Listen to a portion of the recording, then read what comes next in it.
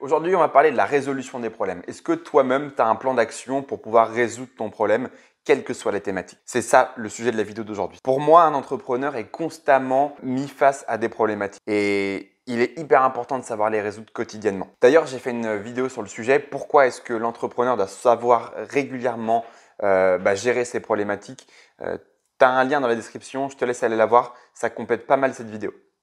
Dans un premier temps, je voudrais te parler des problèmes et de leur importance. Les problèmes sont le quotidien de toute personne qui gère un projet, entrepreneur ou pas en fin de compte. Et de toute manière, il faut prendre une chose en considération, c'est que rien ne se passe jamais comme prévu. Je lisais le livre d'un entrepreneur américain qui s'appelle Brian Tracy qui disait qu'il y a une crise importante tous les 2 à 3 mois. Une crise importante, c'est quelque chose qui met ton projet face à un mur. Si tu ne gères pas le problème, ton projet peut être clairement menacé. Alors, au-delà des gros problèmes, il y a aussi les petits problèmes, ceux que tu vas devoir gérer quotidiennement, que ce soit avec tes clients, un prestataire, un bug, quelque chose que tu proposes qui n'a pas été parfaitement fait, une situation inédite. Bref, tout ça, ça peut arriver et ça fait partie de ton quotidien. Mais ta capacité à gérer tes problèmes détermine directement le succès de ton projet. Si tu gères tes problèmes, tu t'améliores dans ton projet, tu deviens meilleur et tu fais même en sorte d'avoir l'habitude de gérer ces problèmes. À l'inverse, tu ne gères pas tes problèmes, ça s'entasse et tu finis par couler. Parce que trop de problèmes et puis en fin de compte, tu les as au-dessus de la tête, quoi, si je puis dire.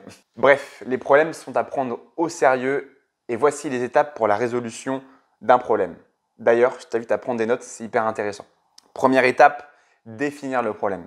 Le problème se présente, il faut être capable de l'identifier. Comment le problème a été rencontré? Depuis quand est-ce que le problème dure? Et quand est-ce qu'il a été identifié? Si tu as ces infos, c'est super, on passe à l'étape 2. Clarifier le problème. Quelles sont les informations qu'on a sur le problème? Est-ce que le problème est compris ou on a encore besoin d'infos pour le traiter? Quelle est aussi la priorité de ce problème? Parce que tu as peut-être d'autres choses à gérer avant de gérer celui-là. Est-ce que tu es capable de gérer le problème par toi-même ou est-ce que tu vas devoir le déléguer à quelqu'un, faire appel à d'autres personnes, donc du coup peut-être mettre de l'argent dans la résolution de ce problème? Étape 3, définir les buts. Quel est le résultat attendu une fois que le problème est réglé? La résolution du problème permet d'atteindre quel état à la fin? Et en combien de temps ce problème doit-il être géré et aussi peut-il être géré?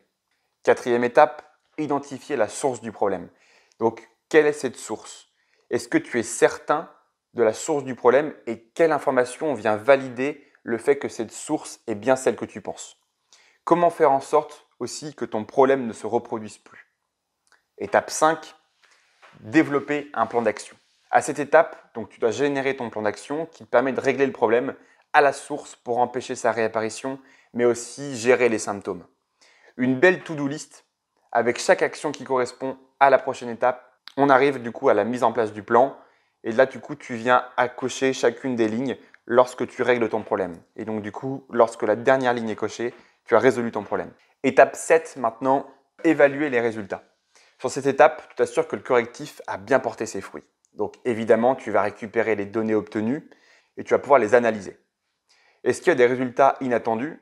Est-ce qu'il y a des dommages collatéraux? Est-ce que les attentes matchent bien avec les résultats? À savoir que les attentes, on les a définies à l'étape 3. Et si oui, c'est top.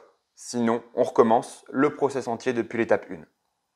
Et la dernière étape, qui est clairement à ne pas oublier, et c'est souvent celle qu'on oublie, c'est qu'il faut constamment s'améliorer. C'est la dernière étape et on ne s'arrête pas. Constamment s'améliorer. Je le répète parce qu'il est important.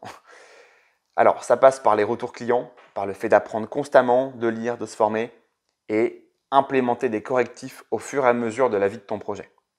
Alors, conclusion maintenant, j'espère que cette vidéo t'a plu. J'espère qu'elle va t'aider à mieux gérer tes problèmes, surtout les problèmes les plus importants. Les problèmes mineurs n'ont pas forcément besoin de ces étapes-là, comme j'expliquais.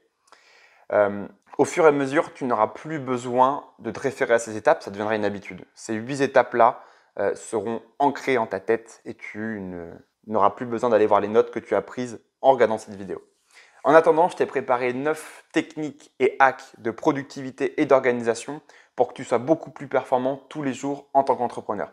Tu as juste à cliquer sur le lien en description, tu rentres ton email et c'est tout. Je t'envoie tout ça. Voilà.